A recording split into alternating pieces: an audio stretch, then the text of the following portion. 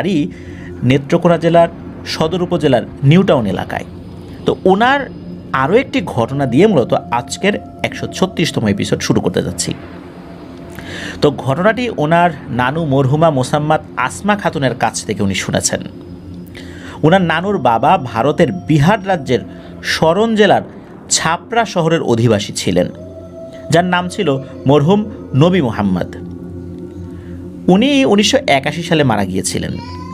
ওনার নানুর পরিবার দেশভাগের পর 1955 কি 56 সালে পূর্ব পাকিস্তানে চলে আসেন। ঘটনাটি ঘটেছিল নানুর বাবা নবী মোহাম্মদের চাচার সাথে। অনেক আগের বিধায় নানু ওনার নামটা স্মরণ করতে পারছিলেন না। একটা কথা বলে নেওয়া যাক, ওনার নানুর জন্ম কিন্তু ওই ছাপড়াতেই। তিনি ঘটনার প্রত্যক্ষদর্শী ছিলেন। ঘটনাটির সময়কাল 1940-এর দশকের কোন একটা সময় হবে। নবী মোহাম্মদ সাহেবের চাচা স্থানীয় মসজিদের ইমাম ও একজন খুবই পরহেজগার ব্যক্তি ছিলেন। তাকে সকলেই মৌলভী সাহেব নামেই ডাকতেন। ছাপড়াতে তখন বড় বাজার বা হাট বসত, আর বাজারের সাথে বয়ে চলেছে ঘাগর নদী, যেটা পরবর্তীতে গঙ্গাতে গিয়ে মিশেছে। নদীর উপর ব্রিজ ছিল, নদীর এক পাশে শ্মশানও ছিল। মৌলভী সাহেব একদিন এশার সালাতের পর বাজারে গেলেন, কারণ বাজারটা ওই সময় রাতের বেলাও জমজমাট থাকতো।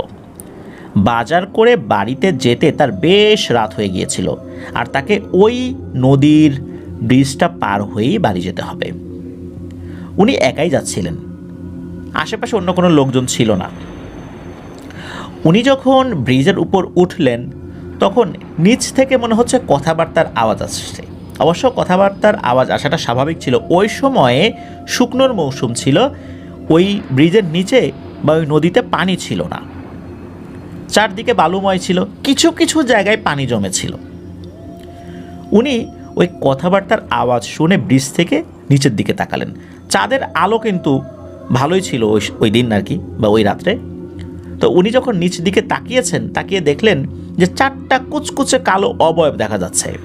ওরা কিছু একটা ভাগ করছে, কিন্তু আশ্চর্যের বিষয় হচ্ছে ওরা কোনোভাবেই আসলে সমান কোনো কিছু দিতে পারছে না। মনে হচ্ছে ওরা ঠিকঠাক মতো ভাগ করতে পারছে না। ওরা কি কথা বলছে উনি একটু কান খুলে শোনার চেষ্টা করলেন। ওরা বলছে, হ্যাঁ রে, বারবার 5 ভাগ হয় কেন? আচ্ছা, আমাদের এই ভাগ করা কি কেউ দেখছে নাকি? তখন একটা অবয়ব বলে ওঠে, এই হ্যাঁ হ্যাঁ হ্যাঁ, দেখছে তো রে, এই ব্রিজের উপরে তাকায় দেখ, এক মৌলবী আছে, সে দেখছে। তখন ওই 4টা অবয়বের মধ্যে একটা অবয়ব বলে উঠল, এই ওই মৌলবীরা ডাক, ভয় দেখাস না কিন্তু, ভালো মতো ডাকবি। তখন আর একটা পিশাচ মাথা উঁচু করে বলছে, ও মৌলবী সাহেব, আসো আসো, ভয় নাই, ব্রিজ থেকে নেমে আমাদের কাছে আসো। তো মৌলবী সাহেব উনি ওই ব্রিজের আর এক মাথা দিয়ে, মানে যেখান থেকে শুরু হয় ব্রিজটা আর কি, ওই দিক দিয়ে আবার ওই নদীর বালুময় এলাকার মধ্যে ঢুকলেন। একদম মাঝ বরাবর ছিল আর কি, ওই 4টা বসেছিল গোল হয়ে। তো মৌলবী সাহেব যখন ওখানে গেলেন, তখন ওই পিশাচদের মধ্যে যে একটু বড় সাইজে, একটু বড় মনে হচ্ছে এই সর্দার আর কি, এই 4 জনের, সে বলল, ও মৌলবী, বসো, আমাদের পাশে বসো, ভয় নাই। মৌলবী সাহেব উনি পাশে বসলেন। তখন একটা পিশাচ বলছে, মৌলবী, তুমি আমাদের ভাগ করা দেখে ফেলেছ, এই জন্যই বারবার 5 ভাগ হয়ে যাচ্ছে। আমরা কোনো ভাগেই আসলে সমান দিতে পারছিলাম না, কেন যেন 5 ভাগ হয়ে যাচ্ছে। কোনোভাবেই আমরা 4 ভাগ করতে পারছিলাম না। তখনই সন্দেহ লাগে কেউ দেখছে, কারণ আমাদের খাবার ভাগ করা যদি কেউ দেখে ফেলে, তার জন্য একটা ভাগ হয়ে যায়। তখন আমরা বুঝতে পারি যে কেউ আমাদেরকে দেখছে। তো নাও, এই ভাগটা তোমার, যেহেতু তুমি দেখে ফেলেছো আমাদের ভাগ করা, এটা তোমার। তখন মৌলভী সাহেব বললেন, তোমরা খাও, আমি বাড়িতে নিয়ে খাবো। তখন ওই পিশাচগুলো বলল, আচ্ছা ঠিক আছে, যাও, বাড়িতে গিয়ে খেও, কিন্তু যেহেতু তোমাকে সম্মান করে দিলাম, আমরা কিন্তু কাউকে এভাবে ডাকি না, আর আমরা কিন্তু মানুষকেই ধরে খেয়ে ফেলি, কিন্তু তোমাকে সম্মান করে আমরা রাখলাম কাছে, তোমাকে দিলাম, যাও বাড়িতে যাও। বাড়িতে নিয়ে খেও এটা। উনি পকেট থেকে একটা রুমাল বের করে ওই জিনিসটা রুমালে মোড়ালেন। উনি যদিও বা চাঁদের আলোতে দেখার চেষ্টা করেছেন জিনিসটা কী, কিন্তু উনি বুঝতে পারেন নাই আসলে জিনিসটা কী। উনি বাড়িতে গিয়ে ওই জিনিসটা ঘরের একটা নির্দিষ্ট জায়গায় উনি রাখলেন। তবে উনি বাড়িতে যাওয়ার পথে কোনো ধরনের কোনো সমস্যা না হলেও যখন উনি ব্রিজে উঠেছিলেন, আবার ব্রিজের নিচে একটা আগুনের কুণ্ডলি দেখেছিলেন, কিন্তু সেখানে কোনো অবয়ব দেখতে পান নাই। একটু আগে যেখানে ওই 4টা অবয়ব ছিল, জাস্ট এতটুকু। এরপরে উনি ঠিকঠাক মতো বাড়িতে চলে আসেন, আসার পরে জিনিসটা রাখেন। পরদিন সকালবেলা উনি ঘুম থেকে উঠে ফজরের নামাজ পড়ে আবার যখন ঘরে ঢুকেছেন, ঢোকার পর ওই জিনিসটা উনি ওই রুমাল থেকে খুলেছেন যে আসলে কি দিল। তো উনি যখন খুলেছেন, খোলার পর ওই জিনিসটা দেখে ওনার বমি শুরু হয়ে যায়। তো ওনার ওই বমি করার শব্দে ওনার স্ত্রীও চলে আসে, এই কি হয়েছে। তখন উনি বলেন যে এই দেখো এই জিনিসটা, এইটা দেখে তো ওনারও বমি চলে আসে। তখন আশেপাশের যেই ওনাদের যে শরিক ফ্যামিলি আছে সেখান থেকে লোকজন চলে আসে, কি হয়েছে। তখন উনি সব ঘটনা খুলে বলেন যে রাতের বেলা কি হয়েছে। তো তারা ওই জিনিসটা দেখে। ওই সময়ে এই যে নানু, এই ওয়াসিমুল খন্দকার ভাইয়ের নানু, উনিও ওই জিনিসটা দেখেছিলেন। ওইটা দেখে মনে হচ্ছিল কোনো একটা কলিজা পোড়া, মানে কলিজা পোড়ালে যেরকম হয় না, ওই রকম। তখন সকলে মিলে চিন্তা করলেন যে আসলে ব্যাপারটা কি হতে পারে। একজন বললেন যে পাশে যেহেতু শ্মশান, হতে পারে ওই পিশাচগুলো ওইখান থেকে মানুষের এই কলিজাটা সংগ্রহ করেছে, আর ওটা খাচ্ছিল। ওই সময় তুমি উপর দিয়ে গিয়েছো, ওই সময় ওরা 4 ভাগে ভাগ করার চেষ্টা করছিল, পারছিল না, এরপর তোমাকে একটা ভাগ দিয়ে দিয়েছে। এখন কি করা যায় এটা? তখন সকলে মিলে পরামর্শ দিল, যেহেতু এটা তোমার হাতে চলে আসছে, তুমি যাও নদীতে গিয়ে এটা পানিতে ভাসিয়ে দাও। সেই কাজটি করলেন উনি নদীতে গিয়ে ওটা পানিতে ভাসিয়ে দিলেন। ওই দিন রাত্রেই উনি একটা স্বপ্ন দেখেন। স্বপ্নে দেখেন ওই যে 4টা পিশাচ তাকে এই জিনিসটা দিয়েছিল। ওর মধ্যে থেকে যে আকার আকৃতিতে একটু বড় পিশাচটা, মানে যে সর্দার গোছে, সে বলছে, হ্যাঁ রে মৌলবী, কাজটা কি তুই ভালো করলি? তোকে সম্মান করে একটা জিনিস দিলাম, তুই এটা এভাবে নষ্ট করলি, কাজটা ভালো করিস নাই। তখন মৌলবী সাহেব স্বপ্নের মধ্যেই বলছেন যে দেখো, তোমরা যে জিনিসটা আমাকে দিয়েছ সম্মান করে, এই জিনিসটা তো আমি আসলে খেতে পারি না, কারণ এটা কোনো মানুষের খাবার না, এটা কোনো সুস্থ স্বাভাবিক মানুষ খেতে পারে না, এই জন্য আমি ফেলে দিয়েছি, তোমরা রাগ করো না। তখন নাকি ওই পিশাচটা বলেছিল, মনে রাখিস, তুই আমাদের দেয়া খাবারের অসম্মান করেছিস, এর শাস্তি তোকে পেতে হবে। উনি ঘুম থেকে ওঠার পর পরিবারের সদস্যদের কাছে এই ঘটনাটি শেয়ার করেন। তো পরিবারের সদস্যরা বলেন যে তুমি একটু ভালো করে আমল করো, আশা করছি ওরা তোমার কোনো ক্ষতি করতে পারবে না ইনশাল্লাহ। তো ওই দিন কী হয়েছে, উনি আবার নদীতে গোসল করতে গেছেন। গোসল করতে যাওয়ার পর আর উনি ফেরত আসেন না।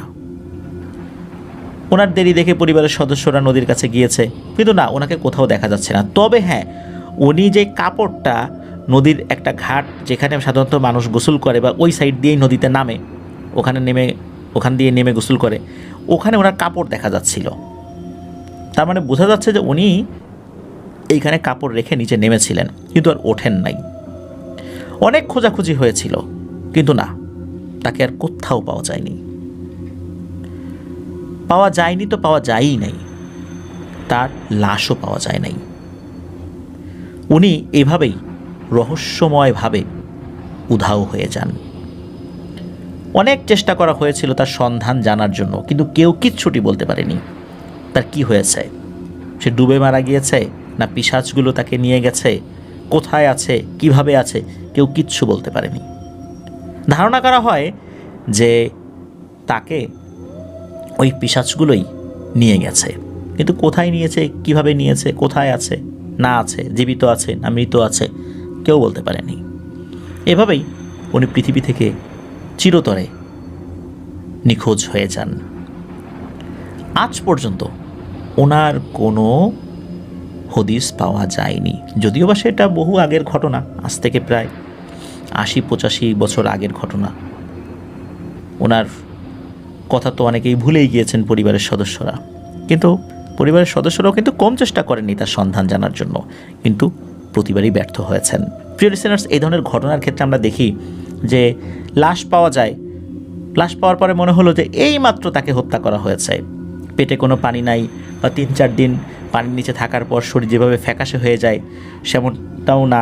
তারপরে দেখা যাচ্ছে যে এই ধরনের ঘটনার ক্ষেত্রে আমরা শুনি মুখ দিয়ে, নাক দিয়ে, কান দিয়ে রক্ত বের হচ্ছে, তাজা রক্ত, মানে মাত্র হত্যা করা হয়েছে, তেমনটাও না। মানে একদমই ভ্যানিশ হয়ে গেছেন উনি।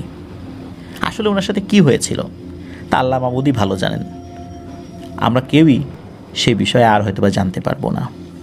এটি ছিল ঘটনা। ধন্যবাদ জানাচ্ছি ওয়াসিমুল খন্দকার ভাইকে এমন একটি ঘটনা আমাদের সাথে শেয়ার করার জন্য। ঘটনাটি খুবই রহস্যময় ছিল। প্রিয় লিসেনার্স, আপনারা একবার ভাবুন, পিশাচরা খাবার ভাগ করছে, তখন ওরা টের পেয়ে গেছে ওদেরকে কেউ দেখছে, কারণ ওরা 4 ভাগে ভাগ করতে পারছে না, বারবার সেটা 5 ভাগ হয়ে যাচ্ছে, মানে সমান ভাগ করতে পারছে না। এরপর তাকে সম্মান করে ডেকে নিয়ে গেল, একটা জিনিস দিল, সেটা তো আসলে খাওয়া সম্ভব না, এটা আপনারাও বুঝতে পারেন। কিন্তু এই ধরনের ঘটনা আমার মনে হয়, আমার যতদূর স্মৃতিতে আসে আর কি, এই ধরনের ঘটনা আমি এই প্রথম বললাম। আশা করছি ঘটনাটি আপনাদের ভয়ের শিহরণ জাগাতে সক্ষম হয়েছে। প্রিয় লিসেনার্স, চলুন আমরা চলে যাব আমাদের এবারের এপিসোডের পরবর্তী আরও একটি নতুন ঘটনায়। প্রিয়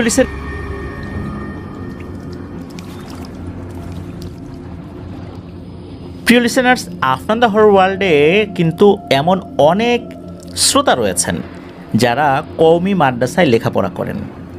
শুধু কওমি মাদ্রাসার স্টুডেন্ট না, কওমি মাদ্রাসার অনেক সম্মানিত শিক্ষকগণও আফনান দ্য হরর ওয়ার্ল্ডের ঘটনাগুলো শুনে থাকেন। এখন যে ঘটনাটি শেয়ার করব, এই ঘটনাটি আমাদেরকে কিন্তু একজন কওমি মাদ্রাসার সম্মানিত শিক্ষক মহোদয় পাঠিয়েছেন। ওনার নাম মোহাম্মদ নাজিম আরাবি। ওনার বাড়ি নোয়াখালী জেলার বেগমগঞ্জ থানার রাজগঞ্জ ইউনিয়নে। চলুন মূল ঘটনায় চলে যাই। যে ঘটনাটি উনি শেয়ার করেছেন, এই ঘটনাটি ঘটেছিল ওনার দুঃসম্পর্কের এক খালাতো ভাইয়ের সাথে। ওনার খালাতো ভাইয়ের নাম আহমেদ। পেশায় উনি একজন ট্রাক ড্রাইভার। বড় ট্রাক যেগুলো আছে সেই বড় ট্রাকগুলো উনি চালান। বিভিন্ন কাজের ট্রাক নিয়ে বাংলাদেশের এ প্রান্ত থেকে ও প্রান্ত ছোটাছুটি করেন। কখনো বা পার্শ্ববর্তী দেশ ভারতেও ট্রাক নিয়ে যেতে হয়, এটাই তার পেশা। তো একটি পারিবারিক কাজে তার সাথে ওনার দেখা হয়েছিল, মানে এই যে নাজিম আরাবি ভাইয়ের সাথে দেখা হয়েছিল। ওনার কাছে যখন জানতে চাইলেন যে রাতে যে ট্রাক নিয়ে এদিক ওদিক যান, কোনো প্যারানর্মাল কিছু ঘটে কিনা, তখন ওনার সাথে ঘটে যাওয়া 2টি ঘটনা শেয়ার করেছিলেন। তো এখন 2টি ঘটনার প্রথম ঘটনাটি শেয়ার করছি। প্রথম যে ঘটনাটি ওনার সাথে ঘটেছিল, সময়টা ছিল 2008 সাল। তখনও কিন্তু উনি ড্রাইভার হন নাই, ট্রাকের হেল্পার ছিলেন। বয়স তখন ওনার 20 কি 22 বছর। শীতকালের শুরুর দিকে, অক্টোবরের শেষ বা নভেম্বরের শুরু, এরকম একটা সময়। একদিন ওনার ওস্তাদ তাকে বলেন যে আমাদেরকে একটা বড় ট্রিপ নিয়ে যেতে হবে, এমনকি দেশের বাইরেও যেতে হবে। সাধারণত বেনাপোল দিয়ে ওনারা ভারতে ট্রাকটা নিয়ে যেতেন আর কি। আর যখন দেশের বাইরে যাবেন, তখন ওনার যিনি ওস্তাদ, মানে ট্রাকের যিনি ড্রাইভার, তখন ওনাকে সাথে নেওয়ার চেষ্টা করতেন।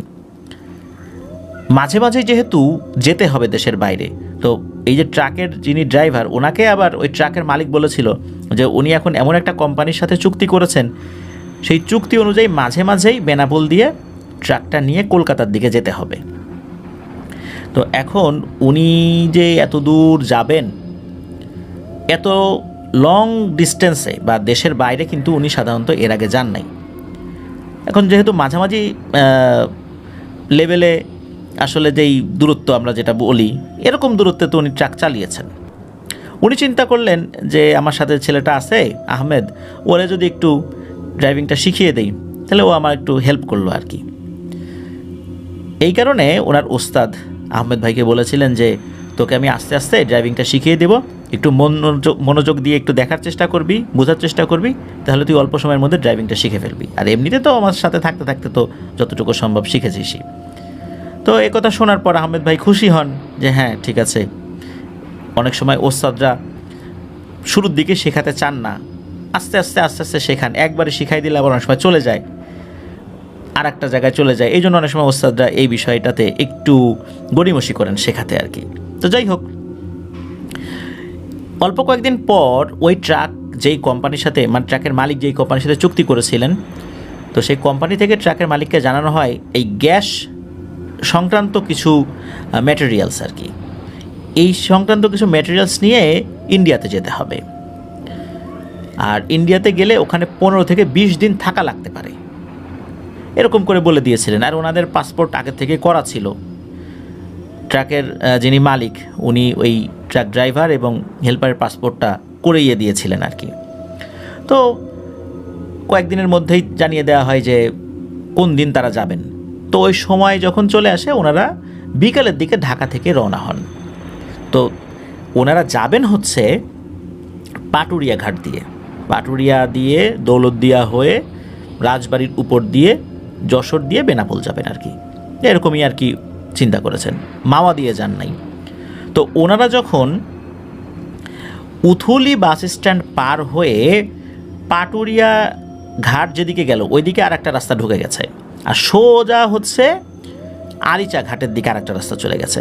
তো ওনারা ওই পাটুরিয়া ফেরিঘাটের দিকে যে রাস্তাটা চলে গেছে, ওই দিক দিয়ে যখন ট্রাকটা ঢুকিয়েছেন, তখন একটা জায়গা আছে, ওইখানে একটা মোড় রয়েছে, ওখানে একটু স্লো করে মোড় নিতে হয়। রাত তখন আনুমানিক 1:30 থেকে 2টো, আহমদ ভাইয়ের যতটুকু মনে পড়ে আর কি। তখন গাড়ি তো চলছে, হঠাৎ করে ওনারা যখন ওই মোড়ের কাছাকাছি আসছেন, মোড় নেওয়ার জন্য গাড়িটা ঘোরাবেন, ওনারা দেখেন একটা কবরস্থান টাইপের কিছু একটা ওনাদের নজরে আসছে। এর আগেও কিন্তু ওই দিক দিয়ে ওনারা আসছেন, কিন্তু কবরস্থান টাইপের কিছু এইখানে আছে বা আশেপাশে আছে, এটা কিন্তু ওইভাবে ওনাদের নজরে আসে নাই। তো ওনারা স্পষ্ট লাইটের আলোতে দেখতে পান যে কাফনে মোড়ানো একটা লাশ শুয়ে আছে, আর একটা অবয়ব, সেই অবয়বের শরীরটাও কাফনে মোড়ানো, সেই অবয়বটা ওই লাশের পাশে বসে রয়েছে এবং খুবই জোরে জোরে হু হু করে কান্নাকাটি করছে। কারণ ট্রাক চালানো অবস্থায় কিন্তু মানুষের কান্নার আওয়াজ কানে আসার কথা না, এত জোরে কান্নাকাটি করছে যে তাদের কানে কান্নার আওয়াজটা আসছে। আর ট্রাকের যে হেডলাইট, সেই হেডলাইটের আলোতে কিন্তু সাইডের যেই জিনিসগুলো, এটা ভালোই বোঝা যায়। তো ওনারা তো এই জিনিসটা দেখছেন, দেখার পর খুব ভয় পান। এদিকে ওই সময়ে ওখানে কি গাড়ি থামাবেন না কি করবেন, আদতে এটা লাশ নাকি কেউ বিপদে পড়েছে, এইটা তো আসলে বলা যায় না, কারণ অনেক সময় ডাকাতি হয়। ওনারা আরও দ্রুত গাড়ি টান দেবেন, হঠাৎ করে ওই সময় যে মৃত লাশটা শুয়ে আছে সেটা উঠে বসে গেল এবং ওই 2টা লাশই খুব ভয়ঙ্করভাবে ওই ট্রাকের দিকে তাকায়, মানে ওনাদের দিকে তাকান। ওনাদের তো ভয়ে হৃৎপিণ্ড বের হয়ে যাওয়ার মতো অবস্থা। ওনারা যতটুকু বুঝতে পেরেছিলেন সেটা হচ্ছে, মানুষ যদি পানিতে পড়ে মারা যায়, 3-4 দিন পর মানুষকে যদি পাওয়া যায়, তাহলে তার শরীরটা যেরকম হয় স্যাঁতসেঁতে অবস্থা হয়ে যায়, সাদা হয়ে যায়, ওই রকম অবস্থা। যাই হোক, কোনো মতে ওনারা গাড়ি নিয়ে দ্রুত চলে আসেন। যখন চলে আসেন ওই জায়গাটা থেকে, তখন নজর পড়ে গাড়ির লুকিং গ্লাসে, সেখানে দেখতে পান যে বিশাল বড় একটা ধবধবে সাদা ঘোড়া ওনাদের গাড়ির পেছনে দৌড়ে দৌড়ে আসছে, যেটা ওনাদের দেখা সবচাইতে বড় ঘোড়া। এত বড় ঘোড়া সাধারণত দেখা যায় না, এবং সেই ঘোড়াটা দ্রুতই ওই গাড়িটাকে ওভারটেক করে চলে গেল। কিছুক্ষণ পরে দেখা গেল যে আরে, এই ঘোড়া তো গাড়ির অন্য সাইডে, একবার এ পাশে যাচ্ছে আর একবার ও পাশে যাচ্ছে, আর কিছুক্ষণ পর পর গাড়িতে লাথি মারছে। দৌড়ানো অবস্থাতেই এক পা দিয়ে গাড়িতে লাথি মারে, আর যখনই লাথি মারে তখন গাড়িতে কাঁপুনি সৃষ্টি হয়। এভাবে কিছুক্ষণ চলল। তো ওনারা এটা করতে করতেই আল্লাহর অশেষ রহমতে গাড়ি যেখানে স্কেল করতে হয় ওইখানটাতে চলে আসেন। তবে এর মাঝে কিন্তু কয়েকটা গাড়ি ওনাদেরকে ক্রস করে চলে গিয়েছিল। যখন গাড়ি ক্রস করে চলে গিয়েছিল তখনও কিন্তু ওই জিনিসটা ছিল, হয়তোবা ওই গাড়ি যারা চালাচ্ছিলেন বা ছিলেন তারা বুঝতে পারেন নাই। গাড়ি যখন স্কেল করতে দেয়া হয় সাধারণত ওই ট্রাকের ওজন কত, মানে মাল টাল ওঠানোর পরে কি পরিমাণ ওজন হয়েছে এটাও কিন্তু জানার দরকার হয়। জেনে মূলত এই ট্রাকটা স্কেল করতে হয়। এই স্কেল করার জন্য ফেরিঘাটে কিন্তু জায়গা থাকে আলাদা। তো যখন ওই স্কেল করাতে গাড়িটা দেয়া হয়েছে ওখানে এই আহমেদ ভাই অজ্ঞান হয়ে যান। পরদিন সকালবেলা জ্ঞান ফেরে তার। তখন দেখা যায় তার ওস্তাদ তার পাশে আছে। মূলত পার্শ্ববর্তী একটা ক্লিনিকে তাকে নিয়ে যাওয়া হয়েছিল। তখন লোকজন যারা ছিলেন, তারপর তার ওস্তাদ ছিলেন, জানালেন যে ওই ট্রাকটা পাটুরিয়া ঘাটেই আছে, ওখানে রাখা হয়েছে একটা জায়গায় সাইড করে, আর একে হসপিটালে ভর্তি করা হয়েছে। তবে অবস্থা তো গুরুতর ছিল না। তার ওস্তাদ আশপাশ থেকে খোঁজখবর নিয়ে জানতে পেরেছিলেন যে ওই জায়গায় অনেকেই অনেক ভয়ানক জিনিস দেখে, এটা কোনো ব্যাপার না। তো এরপর আর কিছুই হয় নাই, ওনারা ওই ট্রাক নিয়ে চলে গিয়েছিলেন ওনাদের গন্তব্যে, আবার ফেরত এসেছিলেন। এই ঘটনার 1 থেকে 1.5 মাস পর, মানে এইটা একটা ঘটনা এখন পর্যন্ত। এবার আসি আমরা দ্বিতীয় ঘটনাতে আর কি। 1 থেকে 1.5 মাস পর এই ঘটনাটি বাংলাদেশে ঘটেনি, ইন্ডিয়াতে ঘটেছিল। ওনারা আবারও ইন্ডিয়াতে গিয়েছিলেন। তখন এই আহমেদ ভাই গাড়ি চালাচ্ছেন। মূলত ওনার ওস্তাদের বিপি মানে ব্লাড প্রেশার হাই হয়ে গিয়েছিল, শরীর দুর্বল হয়ে যায়, আর এই জন্যই উনি আস্তে আস্তে গাড়ি চালাচ্ছিলেন, মানে আহমদ ভাই। আর এর মধ্যে তো উনি বেশ ভালো শিখেও গিয়েছিলেন গাড়ি চালানো। তো উনি যখন গাড়ি চালাচ্ছেন তখন রাত আনুমানিক 12টা 12:30 এরকম আশেপাশের সময় হতে পারে। ওনাদের যেই জায়গা দিয়ে যেতে হচ্ছে সেইখানে গাড়িগুলো একটু জোরেই চলতে হয়। হঠাৎ করে এই আহমেদ ভাই দেখেন একজন বৃদ্ধ মানুষ, পাঞ্জাবি পরা, তবে লম্বা জুব্বা না আর কি, পাঞ্জাবি পরা, ওনাদের সামনে দিয়ে রোড ক্রস করছে। তো হঠাৎ করে ইমার্জেন্সি ব্রেক করতে হয়, আর ইমার্জেন্সি ব্রেক না করলে কিন্তু এই গাড়িটা তার শরীরের উপর দিয়ে উঠে যাবে। ওই সময় কিন্তু তার ওস্তাদ অসুস্থ থাকলেও, মানে প্রেশার হাই হলেও ওনার পাশেই ছিলেন, উনি জেগেই ছিলেন, উনি ঘুমান নাই, মানে ঘুম ঘুম ভাব তার ছিল না। তো আহমেদ ভাই সাথে সাথে ইমার্জেন্সি ব্রেক করেন, কিন্তু দেরি হয়ে যায়। প্রচণ্ড জোরে গাড়িতে আঘাত খেল ওই মানুষটা। আহমেদ ভাইয়ের ওস্তাদ বলেন, আরে এটা কি করলা, শুরুতেই মানুষ মেরে ফেললা। আচ্ছা ঠিক আছে, লাইট মেরে দেখো লোকটা কোথায়, বেঁচে আছে কিনা, যদি থাকে তাহলে সামনে কোনো ক্লিনিকে আমরা নিয়ে যাব। তখন আহমেদ ভাই জানালা দিয়ে দেখলেন যে লোকটা কোথায় থাকতে পারে, কিন্তু গাড়ির জানালা দিয়ে তাকিয়ে গাড়ি থেকে নেমে এমনকি টর্চ লাইট জ্বালিয়েও আশেপাশে কোথাও কাউকে দেখা গেল না। চিন্তা করলেন ধাক্কা খেয়ে হয়তো বা রাস্তার পাশে কোনো খাদে পড়ে গিয়েছেন কিনা। ওনারা দুজন মিলে অনেক ভালো করে খুঁজেছেন, কিন্তু না, কোথাও কাউকে দেখা গেল না। তখন ওনার ওস্তাদ যা বোঝার বুঝে গেলেন। উনি বললেন যে আহমেদ তাড়াতাড়ি গাড়িতে স্টার্ট দাও, এখানে থাকা যাবে না, ভয়ঙ্কর কিছু ঘটবে মনে হয়। ওনারাও আর দেরি না করে তাড়াতাড়ি গাড়ি স্টার্ট দিয়ে আগাতে লাগলেন। কিছু দূর যেতে না যেতেই ওনারা দুজনেই দেখছেন যে 2জন লোক ইশারা দিচ্ছে গাড়ি থামানোর জন্য। তো ওনার ওস্তাদ বললেন যে গাড়ি না থামিয়ে ওদের উপরে উঠাই দে, এরা যে মানুষ না এটা বোঝা যাচ্ছে। তো গাড়ি আর থামালেন না, এই 2জনের উপর দিয়ে গাড়ি উঠিয়ে দিলেন। প্রচণ্ড জোরে গাড়ি ঝাঁকুনি খেলো।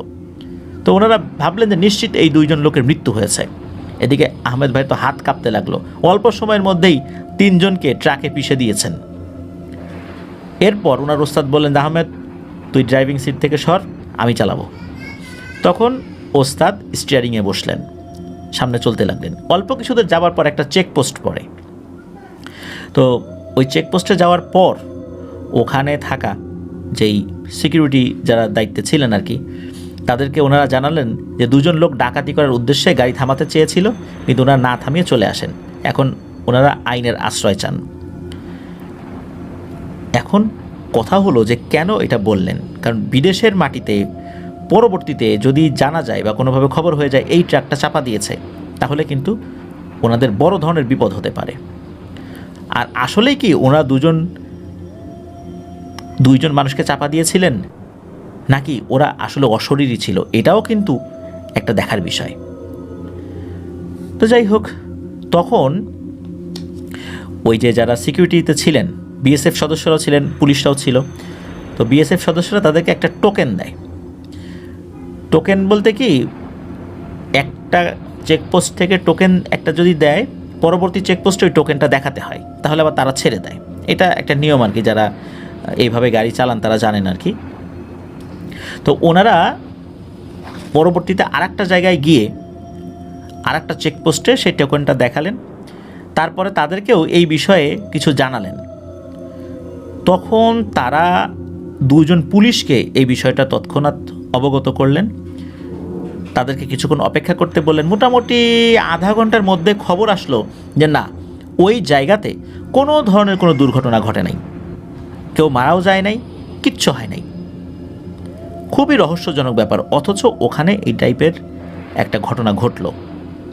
মনে হলো পুলিশ সদস্যরা বা বিএসএফ সদস্যরা কোনো একটা তথ্য গোপন করলেন, আর সেই গোপন করা বিষয় থেকে ওনারা বুঝতে পেরেছিলেন যে ওখানে আসলে কোনো ভয়ঙ্কর কিছু ছিল। আল্লাহর রহমতে বেঁচে গিয়েছিলেন। তো ওনারা নিরাপদেই মাল ডেলিভারি করে দিনে দিনেই বাংলাদেশে ঢুকে যান বেনাপোল দিয়ে। এরপরে রাতের বেলা সাধারণত আহমেদ ভাই গাড়ি চালাতেন না, গভীর রাত্রে বিশেষ করে কোনো ফিলিং স্টেশনে গাড়ি একপাশে সাইড করে রেখে ঘুমিয়ে নিয়ে ভোরের দিকে, মানে ফজরের আজান হয়ে যাওয়ার পর গাড়ি চালাতেন। তো এভাবেই উনি ভয়ঙ্কর দুটি ঘটনার মুখোমুখি হয়েছিলেন, একটা বাংলাদেশে এই পাটুরিয়াতে, আর একটা ভারতে। এটি ছিল ঘটনা। ধন্যবাদ জানাচ্ছি মোহাম্মদ নাজিম আল আরাবি ভাইকে ওনার পাঠানো এই ঘটনাটির জন্য। আশা করছি আমরা কওমি মাদ্রাসা অঙ্গনে যারা আছেন তাদের কাছ থেকে এরকম আরও অনেক ঘটনা ইনশাল্লাহ আমরা পাবো। প্রিয় লিসেনার্স, চলুন আমরা চলে যাব আমাদের এবারের 136 নম্বর এপিসোডের পরবর্তী আরও একটি নতুন ঘটনায়। প্রিয়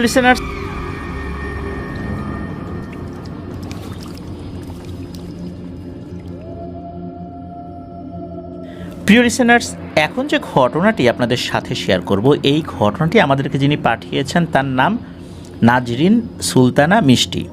ওনার বাড়ি খুলনার নিরালা নামক এলাকায়। উনি লেখাপড়া করছেন খুলনার আজম খান কমার্স কলেজে, অনার্স প্রথম বর্ষে। আমাদের চ্যানেলের উনি একজন রেগুলার লিসেনার। উনি একটি ঘটনা শেয়ার করেছেন, চলুন সেই ঘটনাটি শুনে আসি। ওনার নানার বাড়ি বাগেরহাট জেলার রামপাল উপজেলার বাঁশতলী গ্রামে। ঘটনাটি মূলত সেখানকারই। ঘটনাটি ঘটেছিল 1965 থেকে 68 সাল, মানে এর মাঝামাঝি কোনো একটা সময় হবে, মানে মহান মুক্তিযুদ্ধের কয়েক বছর আগে। অনেক দিন আগের কথা তো, নির্দিষ্ট করে আসলে সালটা ওনার নানু বলতে পারেন নাই, কারণ ওনার নানুর কাছ থেকেই ঘটনাটি সংগ্রহ করেছিলেন। তো ওনার নানু বাড়ি থেকে কিছুটা সামনে একটা পুকুর রয়েছে, পুকুরটির নাম হচ্ছে মুক্তার পুকুর। মূলত ওই পুকুরকে কেন্দ্র করেই ঘটনাটি। নানুর তখন বিয়ের 2 বছর হয়েছে, ওনার বড় খালার জন্ম হয়েছে, তখন তার বয়স 6 মাস। সময়টা ছিল শীতকাল। নানু শীতের দুপুরে খালাকে গোসল করিয়ে গায়ে তেল মালিশ করছিলেন উঠোনে পাটি বিছিয়ে। তখন নানুর প্রতিবেশী 2 মহিলা আসেন গল্প করতে। একজনের নাম ছিল রাহেলা আর অন্যজনের নাম ছিল সাবেরা। তো এই সাবেরা নানি কথায় কথায় ওই মুক্তার পুকুর নিয়ে একটি প্রচলিত কথা বলেন। তো উনি বলেন যে ওই মুক্তার পুকুরে নাকি স্বর্ণ ভর্তি 7টা বড় বড় মাটির ড্যাগ বা পাতিল রয়েছে। তারা নাকি 7 বোন, তারা মানুষকে সাহায্য করে। কেউ যদি অনেক অভাব কষ্টের মধ্যে থাকে তাহলে সেই পুকুর পাড়ে গিয়ে যদি চাওয়া যায় তাহলে তাদেরকে নাকি সাহায্য করে, কিন্তু সবাইকে দিত না। যদি কেউ সত্যিই অনেক অভাবে থাকে তাহলে তাকে সাহায্য করে। ওদের কাছে চাইলে ওরা নিজেদের মতো করে নাকি খোঁজ খবর নেয়। যদি মনে হয় সে সত্যি কথা বলেছে, সে অভাবী, তাহলেই নাকি দেয়। চাওয়ার একটা নির্দিষ্ট সময় রয়েছে, চাইতে হবে ফজরের নামাজ পড়ে সূর্য ওঠার আগে আগে, মানে ফজর আজানের পরে নামাজ পড়ে সূর্য ওঠার আগেই সেখানে গিয়ে চাইতে হবে, এবং পরপর একই সময় 3 দিন চাইতে হবে। রাহেলা নানি ছিলেন অনেক দরিদ্র। সংসারে তার স্বামী আর 1 ছেলে 1 মেয়ে ছিল। তার স্বামী ওখানে একটা নদী রয়েছে, কালীগঞ্জের নদী বলে, সেই নদীতে নৌকা চালাতো ওই সময়। যা আয় হতো তা দিয়ে কোনো মতে সংসার চালাতো। এমনও দিন গেছে একবেলা ভাত খেতে পেরেছে, 2 বেলা না খেয়েছিলেন। বলা চলে একদমই হতদরিদ্র। সাবেরা নানির কথা শুনে রাহেলা নানি বলেন, হ্যাঁ রে বউ, সত্যিই কি এমনটা হয় নাকি? তো ওরা আবার বিনিময়ে কিছু চাইটাই নাকি? আবার দেখা গেল আমার বাচ্চা কাচ্চা চায়ে বসলো, তখন কি হবে? তখন সাবেরা নানি বলেন, এ তো নতুন না রে, গ্রামের সবাই জানে এই ঘটনা। ওরা বিনিময়ে কখনোই কিছু চায় না, তুই চেয়ে দেখ তাহলে বুঝবি। আমি অবশ্য চেষ্টা করি নাই। একথা শোনার পর ওই রাহেলা নানি চিন্তা করেন যে উনি পুকুরের কাছে গিয়ে সাহায্য চাইবেন। পরের দিন তিনি ফজরের নামাজ পড়ে সূর্য ওঠার আগেই ওই মুক্তার পুকুরের পাড়ে গিয়ে অনেক কান্নাকাটি করেন এবং তার কষ্টের কথা বলেন, কিন্তু কোনো প্রতিক্রিয়া পান না। পরের দিন তিনি যথারীতি আবারও একই কাজ করেন।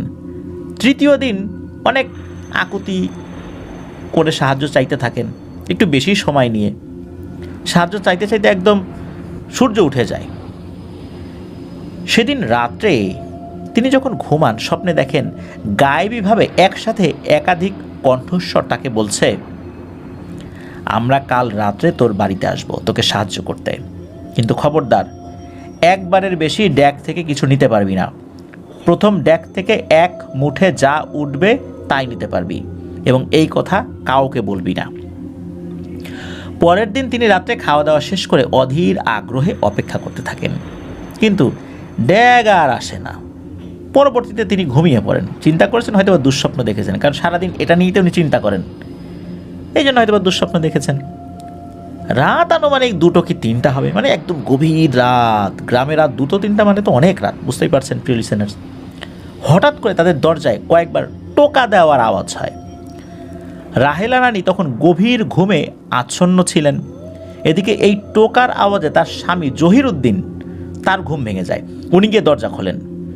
দরজা খুলে দেখতে পান যে পরপর একই সারিতে 7টা ড্যাগ, মাটির ড্যাগ হাওয়ায় ভেসে আছে। এটা দেখে তো উনি ভয় পান, ভেবেছেন হয়তো এগুলো ওনাদের ক্ষতি করার জন্য এসেছে, ওনার স্ত্রী সন্তানদের ক্ষতি করবে। উনি কি করেছেন, দরজার পাশে থেকে একটা ঝাড়ু নিয়ে সজোরে প্রথম ডেগের উপর আঘাত করেন। এতে করে ডেকটির একটা কোণা ভেঙে যায়। আওয়াজ পেয়ে ওনার স্ত্রী রাহেলা নানি ঘুম থেকে উঠে পড়েন এবং তিনি দেখতে পান যে ডেকটি ভেঙে গেছে সেটিকে দেখে বাকি 6টা উধাও হয়ে গেছে। তখন মোটা গলায় প্রচণ্ড রাগান্বিত স্বরে ওই ভাঙা ডেকটির ভেতর থেকে আওয়াজ আসে, আমরা তোদের উপকার করার জন্য এসেছিলাম, আর তুই আমাকে গোত্র ছাড়া করলি, অপমান করলি, এর ফল তুই ভোগ করবি। আমি অভিশাপ দিলাম, তুই সহ তোর বংশে যত ছেলে সন্তান জন্ম নেবে আগামী 7 প্রজন্ম পর্যন্ত তারা পাগল হয়ে মারা যাবে, এটাই আমার অভিশাপ। এরপর নাকি ডেকটি উধাও হয়ে যায়। হঠাৎ করে যখন ওই ডেকটা উধাও হয়ে যায় তখন এই রাহেলা নানির হাজব্যান্ড জহিরুদ্দিন উনি বুঝতে পারেন যে আসলে খুব ভুল করে ফেলেছেন। যাই হোক, রাহেলা নানি যখন এই অভিশাপ শোনেন, ওনার হাজব্যান্ড জহিরুদ্দিনও শোনেন, রাহেলা নানি তো চিৎকার চেঁচামেচি করে কান্নাকাটি শুরু করেন। তখন জহিরুদ্দিন নানা তাকে সান্ত্বনা দিয়ে বলেন, আরে এসব কিছুই হবে না, এসব কিছু বিশ্বাস করো না তো। পরবর্তীতে নানি একজন অভিজ্ঞ আলেমের কাছে যান এই ব্যাপারটা জানার জন্য এবং এটা কিভাবে সমাধান করা যায় সেটার জন্য। সেই আলেম যেটা বলেন এটা শুনে তো রাহেলা নানির মাথায় আকাশ ভেঙে পড়ে। সেই আলেম বলেন যে ওই ড্যাগটা যে অভিশাপ দিয়েছে এই অভিশাপ কোনো মতেই কাটানো সম্ভব নয়। ওই ড্যাগের সাথে থাকা শক্তিশালী যে জিন, ওই জিন সরাসরি এসে তোমাদের কোনো ক্ষতি করবে না, মূলত ও বদদোয়া দিয়েছে। আর এদের বদদোয়া যদি ওদেরকে অপমান করা হয়, ওরা এদের বদদোয়া কখনো বিফলে যায় না, এমনকি এই অভিশাপ ওরা ফেরতও নিতে পারে না। তার কিছুদিন পরেই নাকি এই রাহেলা নানির স্বামী জহিরুদ্দিন নানা পাগল হয়ে যান। সারাদিন এলোমেলো কথা বলতেন, মানুষকে অহেতুক গালাগালি করতেন। একটা পর্যায়ে উনি কোনো গায়ে জামা কাপড়ই রাখতে চাইতেন না, তাকে জোর করে জামা কাপড় পরানো হতো। এর কয়েক বছর পর উনি স্বাভাবিকভাবেই মারা যান, তবে পাগল অবস্থাতেই মারা গিয়েছিলেন। তার যে ছেলে বড় হয়ে বিয়ে শাদী করে, তার ছেলের ঘরে 2 ছেলে জন্ম নেয়, যমজ 2 ছেলে। কিছু বছর পর তার যে ছেলে সেও নানার মতো পাগল হয়ে মারা যায়। এখন পর্যন্ত ওই জহির নানার ছেলের যে 2জন যমজ সন্তান হয়েছিল, মানে তার নাতিরা, তারাও বর্তমানে পাগল, তাদেরকে ঘরে বেঁধে রাখতে হয়। এই যে নাজরিন সুলতানা মিষ্টি আপু, উনি নিজেও এই দুইজনকে দেখতে গিয়েছিলেন, নিজের চোখে দেখে এসেছেন এই দুই আপন যমজ ভাইকে, যারা এখনো পাগল রয়েছেন। তার মানে 7 প্রজন্ম এরকমই হবে। কিন্তু পরিবারের কোনো নারী সদস্যের উপরে এটা কিন্তু হয়নি। এটাই একটা অদ্ভুত বিষয়। প্রিয় লিসেনার্স, আসলে অভিশাপ জিনিসটা খুবই মারাত্মক। মানুষ যখন একবার অভিশাপ দিয়ে ফেলে, এটা কিন্তু লেগে যায়। সে যদি যৌক্তিক কারণে অভিশাপ দেয় তাহলে লেগে যায়, আবার কেউ যদি অযৌক্তিক কারণে অভিশাপ দেয় তাহলে ওই অভিশাপটা ফেরত এসে যে দিল তারই লাগে। অভিশাপ এতটা ভয়ঙ্কর জিনিস। আল্লাহ আমাদেরকে হেফাজত করুন। প্রিয় লিসেনার্স, আপনারা যারা ওই এলাকায় আছেন তারা এই ঘটনার সত্যতা যাচাই করতে পারবেন। আসলেই আমাদের আশেপাশে এমন অনেক ঘটনা ঘটে যায়, রহস্যময় ঘটনা, যা আসলে চিরকাল রহস্যাবৃতই থাকে। শুনতে অবিশ্বাস্য শোনা গেলেও এটাই সত্য। ধন্যবাদ জানাচ্ছি নাজরিন সুলতানা মিষ্টি আপুকে এমন একটি ঘটনা আমাদের সাথে শেয়ার করার জন্য। প্রিয় লিসেনার্স, চলুন আমরা চলে যাব আমাদের এবারের এপিসোডের পরবর্তী আরও একটি নতুন ঘটনায়।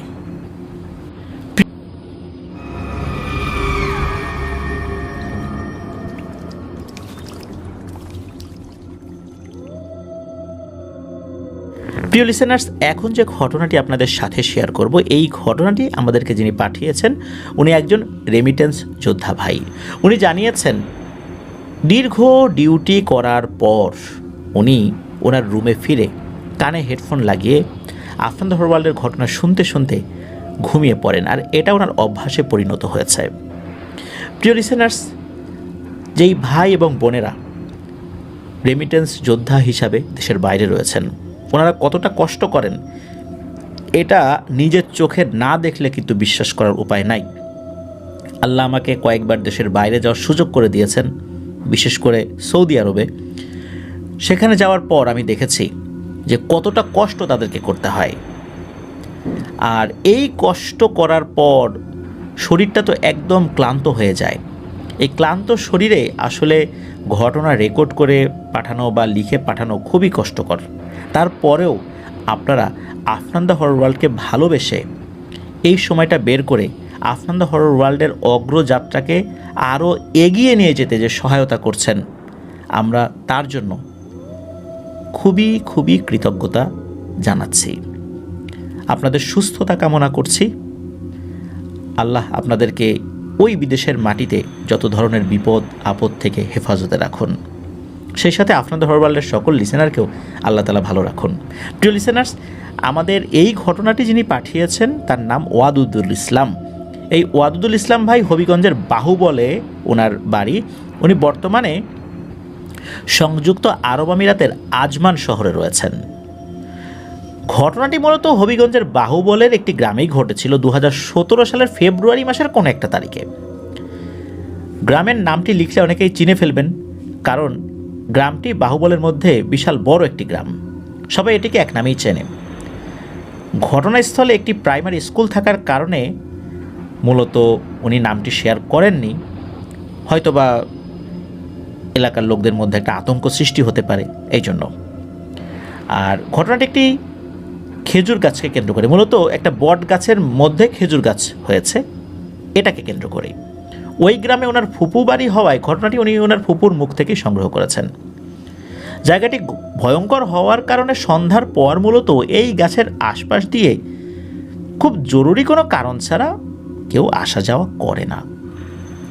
গ্রামের একজন মধ্যবয়স্ক ব্যক্তি, যার বয়স 40 কি 42 বছরের মতো হবে, তার নাম হচ্ছে আরশ মিয়া। তো উনি ওনার পরিবার নিয়ে বেশ সুখে শান্তিতেই বসবাস করছিলেন।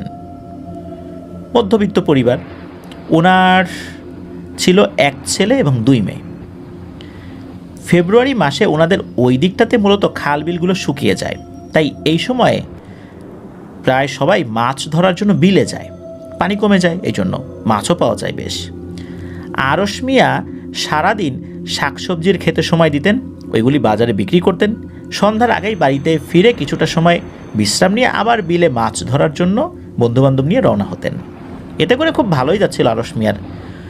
হঠাৎ করে কি হয়, ওনার শরীর কিছুটা দুর্বল হয়ে পড়ে, মানে একটু অসুস্থ হয়ে যান। 3-4 দিন মাছ ধরতে উনি যেতে পারেন নাই। আর এই 3-4 দিন মাছ ধরতে যেতে না পারার কারণে ঘরে আসলে মাছ ছিল না, বাচ্চাদের খাওয়ার মতো তেমন কিছু ছিল না, বিশেষ করে মাছ জাতীয় জিনিস। উনি চিন্তা করলেন যে লাল শাকগুলি যদি এখন বিক্রি না করি তাহলে তো পরে শাকের দাম আরও কমে যাবে। তাছাড়া জমিতে যেই শাকগুলো আছে সেগুলো আবার নষ্ট হয়ে যেতে পারে। তো এইগুলো যদি কাল বাজারে নিয়ে যাই তাহলে যা টাকা পাবো বাজারও করা গেল। উনি ওনার ছেলে মেয়ের মাধ্যমে শাকগুলো উঠিয়ে পরের দিন দুপুরবেলা 1টা কি 2টোর দিকে বাহুবল বাজারে নিয়ে যান। আরশ মিয়া পাইকারের কাছে শাকগুলো বিক্রি করে বেশ টাকাও পেলেন আর কি। বাজার যা যা করার দরকার সব করার পর উনি মাছও কিনলেন। যেহেতু উনি কয়েকদিন মাছ ধরতে যাননি হাওরে, তাই চিন্তা করলেন বাচ্চারা তো অনেক দিন হয়ে গেছে মাছ খাচ্ছে না, এমনটা চিন্তা করে উনি মূলত ওই মাছ কিনতে গিয়েছেন এবং কিছু কই মাছ কিনেছিলেন। বাজারে যাওয়ায় শরীরটা ওনার একটু ভালোই লাগছিল, তাই উনি বাজারে থাকতেই চিন্তা করলেন যে আজকে যেহেতু একটু সুস্থতা বোধ করছি তাহলে সন্ধ্যার পর বিলে যেতে পারবো। যদি আজকে রাতে কিছুটা মাছ পাই তাহলে কালকের খাবার নিয়ে চিন্তা করতে হবে না। বিলে যাওয়ার চিন্তা করেই উনি সকাল সকালই বাজার থেকে রওনা হয়ে যান বাড়ির উদ্দেশ্যে। সকাল সকাল বলতে আসরের পর, মাগরিবের মোটামুটি 40 থেকে 50 মিনিট আগেই। বাজার থেকে ওনার বাড়ি সিএনজিতে 15 থেকে 20 মিনিট লাগে সর্বোচ্চ। আর ওনার গ্রামের সিএনজি স্টেশন থেকে ওনাকে আবার পায়ে হেঁটে ওনার বাড়িতে যেতে 5 থেকে 7 মিনিটের মতো লাগবে। উনি সিএনজি থেকে নেমে পায়ে হেঁটে রওনা হন বাড়ির উদ্দেশ্যে এবং হাতে বাজারের ব্যাগ এবং ব্যাগের ভেতরে জ্যান্ত কই মাছ নড়াচড়া করছে। উনি সেটা বুঝতেও পারছেন। যখন উনি ওই যে যেই গাছের কথা বলেছি, বট গাছের ভেতরে খেজুর গাছ, তো ওই গাছের পাশ দিয়ে যাচ্ছিলেন, উনি অনুভব করলেন ওনার হাতের ব্যাগটা যেন আগের থেকেও বেশ ভারী হয়ে গেছে। আর ওই কই মাছগুলো আগের মতো নড়ছে না, আর পচা আষ্টে গন্ধ আসছে ব্যাগ থেকে। মনে হচ্ছে মাছগুলো মরে গন্ধ হয়ে গেছে। এরপর উনি ব্যাগটা একটু ফাঁকা করে দেখলেন, না, মাছ তো ঠিকই আছে, তাহলে পচা গন্ধ আসছে কেন? মাছগুলো তো নড়াচড়াই করছে। এগুলো চিন্তা করতে করতে উনি বাড়িতে চলে এলেন। আরশ মিয়ার স্ত্রী বাজারগুলো নিয়ে রাতে যা যা রান্না করার দরকার উনি সেটার জন্য রেডি করছেন সব কিছু। এদিকে আরশ মিয়া বিছানায় কিছুটা বিশ্রাম নিচ্ছেন, কারণ সন্ধ্যার পরপরই রাতের খাওয়া শেষ করে ওনাকে আবার মাছ ধরার জন্য বিলে যেতে হবে। একসময় রান্না হয়ে যায় রাত 8টার দিকে। উনি রাতের খাবার খেয়ে বিলের উদ্দেশ্যে বেরিয়ে পড়েন। এদিকে হয় কি, বাড়িতে থাকা ওনার ওয়াইফ ওনার ছেলে মেয়েদের সাথে উদ্ভটভাবে কথাবার্তা বলা শুরু করেছেন, চিৎকার চেঁচামেচি গালিগালাজ শুরু করেছেন। ওনার এই চিৎকার চেঁচামেচিতে আশেপাশের বাড়ির যেই মহিলারা আছেন তারাও চলে আসছেন। সবাই এসে দেখে ওনার একই অবস্থা, চুলগুলো এলোমেলো, বিশ্রী একটা দুর্গন্ধ ওনার শরীর থেকে আসছে। পাশের বাড়ি থেকে যে মহিলারা এসেছিলেন তারা কিছুটা আঁচ করতে পারেন। এদিকে কি হয়, একজন মহিলার বাড়িতে হুজুরের কাছ থেকে নেয়া পানি পড়া ছিল এবং তেল পড়াও ছিল। উনি দ্রুত বাড়ি থেকে সেই পানি নিয়ে এসে আরশ মিয়ার স্ত্রীকে খাওয়ান আর তেলও শরীরে লাগিয়ে দেন, কিন্তু কোনো কাজ হচ্ছে না। এদিকে এই ব্যাপারটা ফোন করে আরশ মিয়াকে জানানো হয়, কারণ হচ্ছে যে আরশ মিয়া কিন্তু খাওয়া দাওয়া করে বাড়ি থেকে বেরিয়ে গিয়েছিলেন। এরপরই মূলত এই ঘটনাটি ঘটেছে। আরশ মিয়ার কাছে একটা বাটনওয়ালা ফোন ছিল, উনি তো স্মার্টফোন ব্যবহার করতেন না। তো আরশ মিয়া খুব বেশি দূর তখনও যান নাই, উনি রাস্তা থেকে বাড়িতে ফেরত আসেন। আরশ মিয়া বাড়িতে আসার পর ওনার পরিচিত এক হুজুরকে কল করেন মোবাইলে। তো ওনার ওয়াইফের আচরণ সম্পর্কে হুজুরকে অবগত করেন। হুজুর ওনার ওয়াইফের কানের কাছে মোবাইলটা ধরে রাখতে বলেন। হুজুর মোবাইল ফোনে কোনো একটা আয়াত তেলাওয়াত করতে শুরু করেন। সাথে সাথে আরশ মিয়ার ওয়াইফ চিৎকার চেঁচামেচি শুরু করে দেয় এবং বলতে থাকে, ওরে বাবারে থাম থাম, আমার কান জ্বলে যাচ্ছে, দোহাই লাগে তোর, থাম। এরপর হুজুর তেলাওয়াত বন্ধ করলে আরশ মিয়ার ওয়াইফ কিছুটা শান্ত হয়। তারপর হুজুর আরশ মিয়াকে বললেন, আসলে আমি তো অনেক দূরে আছি, এই মুহূর্তে আমি তো কিছু করতে পারবো না, চিকিৎসা করতে হলে তো আমাকে আপনার বাড়িতেই যেতে হবে। রাত যেহেতু অনেক হয়ে গেছে, এখন তো আর যাওয়া সম্ভব না, আমি কাল সকালে আসার চেষ্টা করবো ইনশাল্লাহ। হুজুর উনি আসলে যেখানে থাকতেন সেটা ছিল নবীগঞ্জ উপজেলার একটা গ্রামে। নবীগঞ্জ উপজেলাও কিন্তু হবিগঞ্জেরই একটা উপজেলা। তখন রাত প্রায় 10টার মতো হয়ে গিয়েছিল, আর বেশ দুর্গম রাস্তা হওয়ার কারণে আসা যাওয়াটা কিন্তু হুজুর জন্য বেশ কঠিন ছিল। তাই কি আর করা, আরশ মিয়া এবং তার ছেলে মেয়ে ওনারা এবং পাড়া প্রতিবেশীর আরও কয়েকজন মিলে সারা রাত ওনার ওয়াইফকে পাহারা দিলেন। হুজুর যেই তেলাওয়াতটা করেছিলেন ওটার কারণে আরশ মিয়ার স্ত্রী রাতের বেলা খুব বেশি সমস্যা করেনি। পরের দিন সকাল সকালই হুজুর চলে আসেন আরশ মিয়ার বাড়িতে। মূলত এই হুজুর আরশ মিয়ার বাড়িতে এর আগেও এসেছিলেন, কারণ উনি এর আগে পাশের গ্রামের একটি মসজিদে ইমামতি করতেন। তাই আরশ মিয়ার সাথে ওনার আগে থেকেই পরিচয় ছিল, আরশ মিয়ার বাড়িটা উনি চিনতেন। হুজুর আসার পর উনি রুকিয়া শুরু করলেন।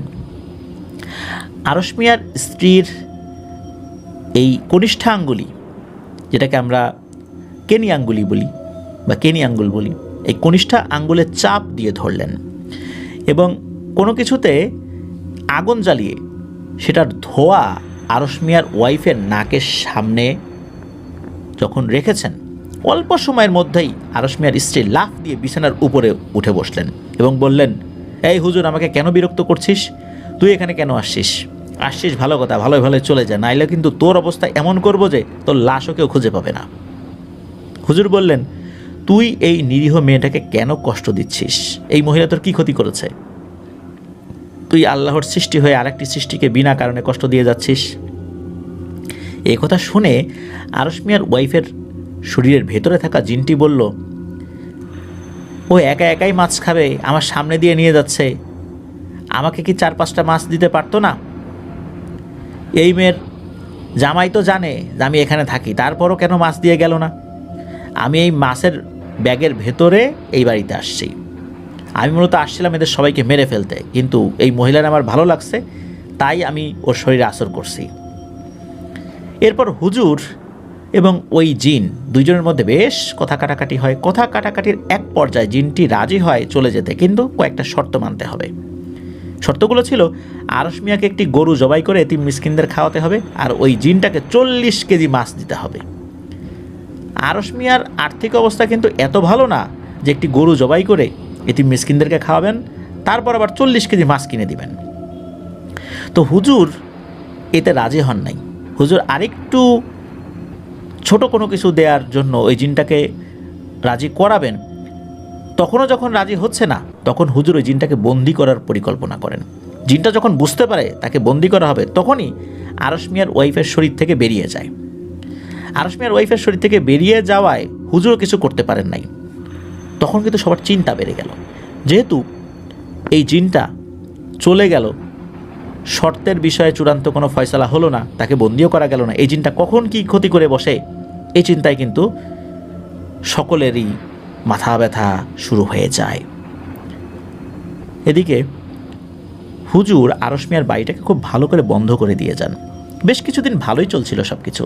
সবাই ভেবে নিয়েছিল হয়তো এই জিন আর কখনো আসবে না, তাই আরশ মিয়াও এটা অনেকটাই ভুলে যেতে লাগলো। হঠাৎই একদিন, এই ঘটনার প্রায় 2 মাস পর, আরশ মিয়ার ওয়াইফ স্বপ্নে দেখেন যে তার ছোট মেয়েটি, যার বয়স 3 বছরের মতো, সে উঠোনে খেলছে। কোথা থেকে হঠাৎই একটি পেঁচা এসে তার মেয়েকে তুলে নিয়ে পুকুরে ছেড়ে দিয়েছে। তার মেয়েটা পুকুরে ডুবে যাচ্ছে। প্রথম দিন এই স্বপ্ন দেখে উনি তেমন একটা ভয় পাননি, এটাকে ওইভাবে গুরুত্বও দেন নাই। উনি ভাবেন, পেঁচা কিভাবে এত বড় বাচ্চাকে তুলে নিয়ে পুকুরে ফেলে দেয়। দ্বিতীয় দিন কোনো স্বপ্ন দেখেন নাই। তৃতীয় দিন আবার একই স্বপ্ন দেখেন। তৃতীয় দিন দেখার পর ওনার ভয় লাগতে শুরু করে এবং এই স্বপ্নের কথা আরশ মিয়ার কাছে শেয়ার করেন। আরশ মিয়া এমন স্বপ্নের কথা শুনে খুব ঘাবড়ে যান এবং বেশ ভয়ও পান, কারণ যেহেতু জিনটি তাদের উপর ক্ষেপে আছে, সুতরাং বিপদ হতেই পারে। আরশ মিয়া ব্যস্ত মানুষ, সারাদিন জমিতে কাজ করেন, ফসল ফলান, আর রাতে ক্লান্ত হয়ে এসে শুয়ে পড়েন। ওই হুজুরের সাথে যোগাযোগ করবেন বলে 2-3 দিন চলে যায়, কিন্তু উনি যোগাযোগ করতে পারেন নাই, গুরুত্ব ওইভাবে আসলে দেন নাই। 5ম দিনের মাথায় হঠাৎই একদিন দেখা গেল ওনার ছোট মেয়ের দেহটা পুকুরে ভাসছে। পরিবারে শোকের রোল পড়ে যায়। ছোট্ট এই মেয়েটির নিথর দেহ পুকুর থেকে তুলে আনা হয়। পরবর্তীতে উনি ওই যে নবীগঞ্জের সেই হুজুর, ওনার সাথে যোগাযোগ করেন। ওই হুজুর ওনার ওস্তাদকে সাথে নিয়ে আরশ মিয়ার বাড়িতে আসেন। বাড়িটা ভালো করে ওনারা দেখেন এবং বাড়ির কাছাকাছি থাকা ওই যে গাছ, বট গাছের ভিতরে খেজুর গাছ, এই দুটো গাছকে ভালো করে দেখে 2 দিন পর হুজুরের সাথে দেখা করতে বলেন আরশ মিয়াকে। 2 দিন পর আরশ মিয়া হুজুরের সাথে দেখা করলে হুজুর বলেন, আসলে আমি এই 2 দিন সময় নিয়েছিলাম আমার জিনদের দ্বারা খবর নেওয়ার জন্য। খবর নিয়ে জানতে পারলাম আসলে ওই যে 2টি গাছ, ওইখানে মূলত অনেকগুলো জিনই থাকে। তারা মূলত কারোরই কোনো ক্ষতি করে না। মাঝে মাঝে কোনো মানুষ তাদেরকে কোনো অবস্থায় দেখে ফেলে, টুকটাক ভয় পায়, এতটুকুই। কিন্তু ওই গাছে কিছুদিন ধরেই অন্য আরেকটি জিন আসছিল। ওই জিনটি মূলত যাযাবর প্রকৃতির। এরা এক দেশ থেকে আর এক দেশ এভাবেই ঘুরে বেড়ায়। ওদের কোনো নির্দিষ্ট গোত্র নাই, নির্দিষ্ট সমাজ নাই। যেখানে ভালো লাগে সেখানে কিছুদিন থাকে, আবার অন্য জায়গায় চলে যায়। এই জিনটাই মূলত আপনার বাচ্চাকে মেরে ফেলেছে। এটা ছিল যাযাবর প্রকৃতির জিন। সে মূলত আসলে ওইরকম খারাপ না, ওইভাবে কারো ক্ষতিও করে না। কিন্তু হুজুর তাকে বন্দি করার জন্য যখন আয়াত পড়া শুরু করেন, তখন সে বুঝতে পারে যে তাকে বন্দি করা হবে, আর তখনই সে পালিয়ে যায়, ক্ষতি করার চিন্তা করতে থাকে। যখন ক্ষতি করে তখন অন্য জিনেরা তাকে এই জায়গা থেকে তাড়িয়ে দেয়। মূলত ওই গাছে থাকা জিনেরা যাকে তাকে আশ্রয় দিয়েছিল এই শর্তে যে তুমি কোনো মানুষের ক্ষতি করতে পারবে না। ওই জিনেরা জানতো যে মানুষের ক্ষতি করলে মানুষ হুজুর কবিরাজ ডেকে নিয়ে আসবে, তখন হুজুর কবিরাজও এই জিনদেরকে উৎপাত করা শুরু করবে। উভয়ের জন্যই সেটা ভালো কিছু বয়ে আনবে না। যখন ওই জিনটা এই আরশ মিয়ার মেয়েকে হত্যা করে, ক্ষতি করলো, তখন অন্য জিনেরা এই যাযাবর জিনটাকে তাড়িয়ে দেয় এবং হুজুরের মুখবির জিনকে ওই জিনেরা অনুরোধ করে যে এই কাজে তাদের কোনো সংশ্লিষ্টতা নাই, তাদের কোনো অপরাধ নাই। হুজুর যেন ওই অপরাধী জিনের কারণে এখানকার নিরপরাধ জিনদেরকে শাস্তি না দেন, কারণ তারা অনেক আগে থেকে এখানে বসবাস করছে, তারা কারো কোনো ক্ষতি করে না, তারা ইবাদত বন্দেগী করে এবং তারা এটাও কথা দেয় যে এখানে আর কোনো দুষ্ট জিনদেরকে তারা আশ্রয় দেবে না। তখন হুজুর এই বিষয়টা যখন জানেন, এটা বিস্তারিতভাবে আরশ মিয়াকে বলেন এবং আরশ মিয়াকে বুঝিয়ে বলেন যে তুমি তো ভুল করেছো, তুমি তো আগে আমাকে জানাও নাই, তাহলে হয়তো এই বিষয়ে আরও জোরালো কোনো পদক্ষেপ নেওয়া যেত। বাচ্চাটির ভাগ্যে এইভাবেই হয়তো মৃত্যু লেখা ছিল, আল্লাহ তাআলার কাছে সে চলে গেছে, আর ওই জিনটা আর কখনোই আসবে না এইদিকে। এটাই হুজুর আরশ মিয়াকে জানান। আরশ মিয়া আসলে কি করবেন, মেয়েটি তো চলেই গেল আল্লাহর ডাকে সাড়া দিয়ে, আর ওই জিনটার বিরুদ্ধেও আর কোনো পদক্ষেপ আরশ মিয়া নেন নাই, আর কোনো হুজুরের কাছে জানো নাই। তো এটাই ছিল ঘটনা। প্রিয় লিসেনার্স, আসলে বাবা মার ভুলের কারণে নিরপরাধ বাচ্চাদেরও অনেক বড় ক্ষতি হয়ে যায়, যা এই ঘটনায় আমরা জানতে পারলাম। আল্লাহ আমাদেরকে হেফাজত করুন। প্রিয় লিসেনার্স, চলুন আমরা চলে যাব আমাদের এবারের এপিসোডের শেষ ঘটনায়। প্রিয় লিসেনার্স,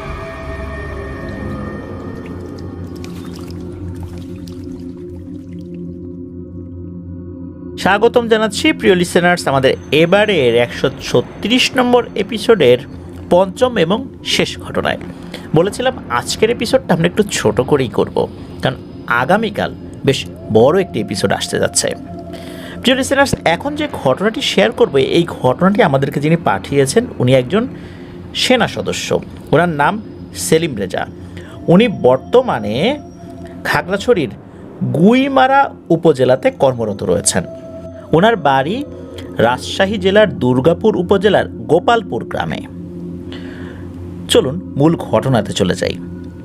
2023 সালের 5ই মে উনি ওনার কর্মস্থল থেকে ছুটি পান। ছুটিতে উনি বাড়িতে আসেন। বাড়িতে আসার পর বন্ধুবান্ধবদের সাথে কিছুটা সময় তো দিতেই হয়, তাই না? এরকম করে সময় দিচ্ছিলেন। বিকাল হলেই বাইক নিয়ে বাইরে বের হতেন। একবার কি হয়, ওনার কয়েকজন বন্ধু, ফয়সাল, শামীম, ইরশাদ, এরকম নামে কয়েকজন বন্ধু তাকে ফোন করে জানান যে ওনাদের ওই এলাকা থেকে আরেকটু দূরে একটা জায়গায় হাতে বানানো আইসক্রিম বিক্রি করা হয়, সে আইসক্রিম খেতে যাবেন। তো ওনারা 3টা বাইক নিয়ে সেখানে রওনা দেন। তো ওখান থেকে আবার আরেকটা জায়গায় গিয়েছিলেন কিছু কেনাকাটা করতে, তাহিরপুর নামক একটা জায়গায়। ওখান থেকে আবার বাড়িতে ফিরবেন। তো বাড়িতে ফেরার পথে বাছিয়াপাড়া নামক একটা জায়গা রয়েছে। তো ওই জায়গার বর্ণনাটা একটু দিয়ে নেই। ওই জায়গাতে যেই রাস্তাটা, ওই রাস্তার একটা জায়গায় একটা পুকুর রয়েছে, আশেপাশে বাঁশঝাড় রয়েছে, একটা মহিলা কলেজ রয়েছে। বেশ একদম যে নীরব এটা বলা যাবে না, আবার খুব যে মানে ব্যস্ততাপূর্ণ জায়গা এটাও বলা যাবে না, এরকম একটা জায়গা। তো রাতের বেলা ওনারা আসছিলেন। রাত যে খুব বেশি গভীর হয়েছে বিষয়টা এরকম না। ওনারা যখন বাইক নিয়ে আসছিলেন, হঠাৎ করে এই সেলিম রেজা ভাইয়ের মনে হলো কেউ ওনার বাইকটাকে ধাক্কা দিয়ে ফেলে দিল। আর যেহেতু উনি সামনের দিকে ছিলেন, হঠাৎ করে পড়ে যাওয়ার কারণে পেছনের আরেকটা বাইক এসে ওই বাইকটাতে ধাক্কা দেয়। ওই সময় আবার সামনের দিক থেকে আরেকটা ভ্যান আসছিল।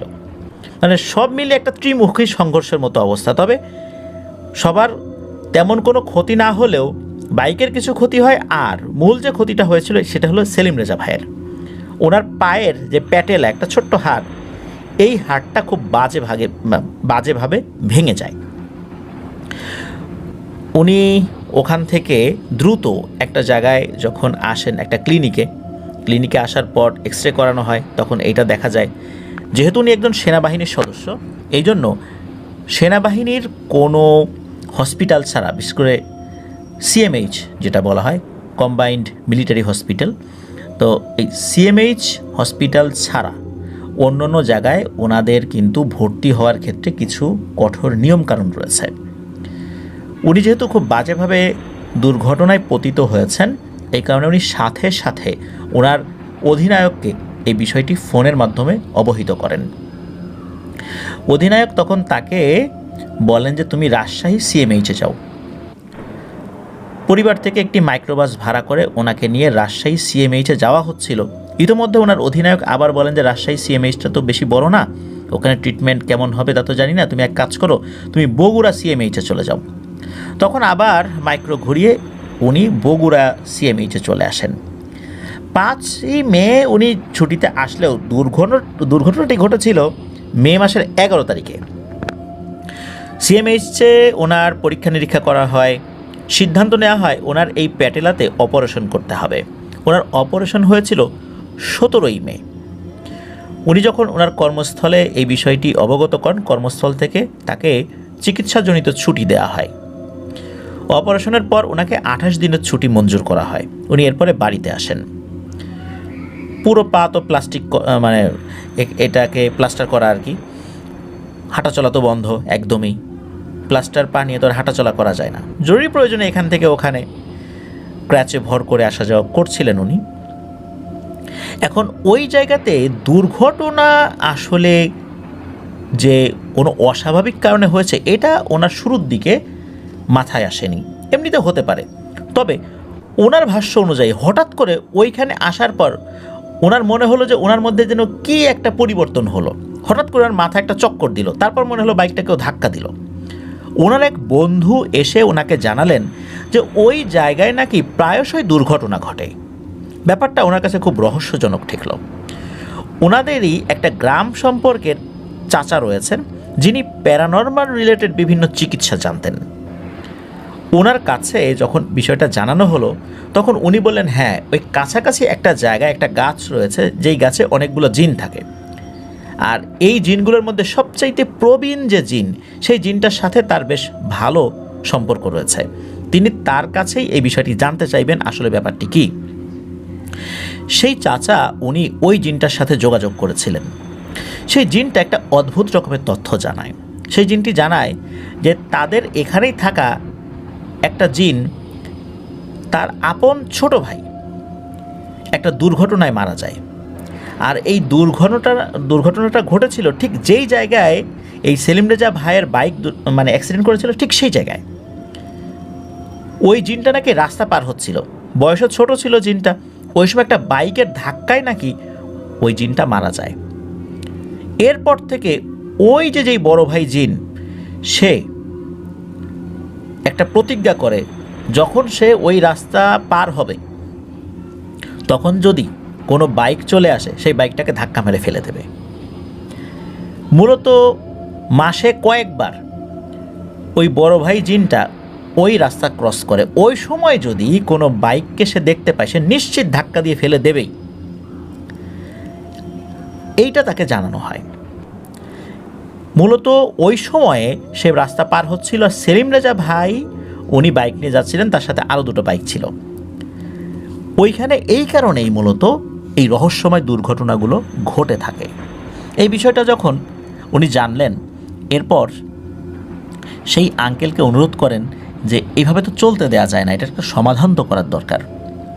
তখন সেই আঙ্কেল বললেন যে আচ্ছা ঠিক আছে, এটা নিয়ে কথা বলবেন উনি। এরপর সেই যে বয়স্ক মুরব্বী জিন, তার সাথে প্রথমে কথা বলেন এবং বলা হয় যে ওই জিনটাকে ওনারা ডাকবেন, ডেকে তার সাথে কথা বলবেন। তখন ওই বয়স্ক মুরব্বী জিন বলেন যে ঠিক আছে, তাহলে ওর কিন্তু কোনো ক্ষতি করা যাবে না, ও আসবে, হাজির হবে, কিন্তু তোমরা কিন্তু ওর কোনো ক্ষতি করবে না। এই শর্তে ওই জিনটার জন্য একটা হাজিরার ব্যবস্থা করা হয়। একজন ব্যক্তির উপর ওই জিনটাকে হাজিরও করা হয়। হাজির করার পর তাকে মূলত নসিহতমূলক কথা বলার জন্যই ডাকা হয়েছিল। সেই চাচা বলেন যে দেখো, তোমার ভাই এইভাবে দুর্ঘটনায় মারা গেছে, আমাদের অনেক আত্মীয় স্বজনও কিন্তু সড়ক দুর্ঘটনায় মারা যায়। তোমার ভাই মারা গেছে, তার জন্য আমরা ব্যথিত, কিন্তু তার জন্য তুমি তো অন্য নিরপরাধ নিরীহ মানুষদেরকে ক্ষতি করতে পারো না। এটা তো ঠিক না, এটা তো তোমার গোনাহ হচ্ছে, তোমার ভাইয়ের আত্মা কষ্ট পাচ্ছে। তুমি এই কাজগুলো আর করো না, এতে করে তোমার জন্য ভালো, অন্যান্য লোকদের জন্যও ভালো। মূলত এই ধরনের দীর্ঘ সময় ধরে যখন নসিহত চলছিল, তখন ওই জিনটা কোনো কথা বলে নাই, চুপচাপ ছিল। মনে হচ্ছিল চুপচাপ মনোযোগ দিয়ে সে কথাগুলো শুনছে। সে দুর্ঘটনাগুলো আর ঘটাবে না বা ঘটাবে এই ধরনের কোনো কথাও সে বলে যায় নাই। শেষ দিকে বলে ঠিক আছে, আমি এখন চলে যাব, অনুমতি দেন। তখন অনুমতি দেওয়া হলে সে চলে যায়। এরপরও কিন্তু কয়েকবার দুর্ঘটনা ঘটেছিল, তারপর থেকে ওখানে আর কোনো দুর্ঘটনা ঘটেনি। আরও একটি রহস্যজনক ব্যাপার রয়েছে, সেটা হচ্ছে যে ওখানে যতবার দুর্ঘটনা ঘটত ততবার নাকি ওই বাসের একটা বাসের মাথা থেকে ওই বাস মারা যাওয়া শুরু করত, মাথা শুকিয়ে যেত। এটা কিন্তু ওই বাস ছাড়ে আশেপাশে যারা আছে তারা কিন্তু বিষয়টা খেয়াল করতো না যে দুর্ঘটনার পরে এটা মারা যায়। মূলত ওই জিনটার যখন হাজিরা নেওয়া হয় এবং তার পরবর্তীতে ওই যে ওই মুরব্বী জিনের সাথে যখন আবার যোগাযোগ করা হয়, সেই মুরব্বী জিনটাই জানিয়েছিলেন যে প্রত্যেকবার দুর্ঘটনার পর ওই বাসের একটা বাস মারা যায়। পরবর্তীতে সত্যি গ্রামের মুরব্বীরা খেয়াল করেছিলেন ওই বাসসারে অনেকগুলো বাসে এই ধরনের সমস্যা রয়েছে, যেখানে দেখা যায় যে অনেকগুলো বাস মাথার দিক থেকে মারা গিয়েছে, মানে মাথার দিকটা শুকিয়ে নষ্ট হয়ে গিয়েছে কোনো কারণ ছাড়াই। আল্লাহর অশেষ রহমতে এখন নাকি ওই জায়গায় আর দুর্ঘটনা ঘটে না। দুর্ঘটনা ঘটে না বলতে বিনা কারণে, বিশেষ করে বাইক দুর্ঘটনা, এই দুর্ঘটনাগুলো এখন নাকি ওখানে ঘটে না। এটাই জানিয়েছেন আমাদেরকে সেলিম রেজা ভাই। ওনার সাথে এই রহস্যময় দুর্ঘটনা ঘটার পরপরই মূলত এই রহস্যটা উন্মোচিত হয়েছিল। এর আগ পর্যন্ত কিন্তু এই বিষয়ে কেউ জানতো না। দুর্ঘটনা ঘটতো, মানুষ চলে যেত, মনে করতো এটা একটা স্বাভাবিক কিছু, কিন্তু এর ভিতর যে এরকম একটা ব্যাপার লুকায়িত রয়েছে, এটা মূলত এই সেলিম রেজা ভাইয়ের ঘটনার পরেই সবাই অবগত হয়। আর মূলত নসিহত এবং ওই মুরব্বী জিনের মধ্যস্থতায় এই বিষয়টা আল্লাহর রহমতে বন্ধ হয়েছিল। এটাই ছিল ঘটনা। ধন্যবাদ জানাচ্ছি সেলিম রেজা ভাইকে আপনার ঘটনার জন্য। সেলিম রেজা ভাই জানিয়েছেন উনি এখনও কিন্তু স্বাভাবিকভাবে হাঁটতে পারেন না, উনি এখনও স্বাভাবিক হন নাই। উনি আমাদেরকে 2024 সালের নভেম্বরে ঘটনাটি পাঠিয়েছিলেন। আশা করছি এখন উনি অনেকটাই স্বাভাবিক হয়েছেন এবং উনি যেন পরিপূর্ণভাবে স্বাভাবিক হতে পারেন, ওনার রেগুলার যে ডিউটিগুলো রয়েছে সেগুলো যেন করতে পারেন। আমরা আপনাদের হর ওয়ার্ল্ডের তরফ থেকে সেই দোয়া করি। প্রিয় লিসেনার্স, আজকের এপিসোডে যারা ঘটনা পাঠিয়েছেন সকলকে জানাচ্ছি ধন্যবাদ। যারা ধৈর্য ধরে ঘটনা শুনলেন তাদেরকেও ধন্যবাদ জানাচ্ছি। প্রিয় লিসেনার্স, আমাদের হরর থ্রিলার বই ইয়াসার, এটি প্রি অর্ডার নেওয়া হচ্ছে।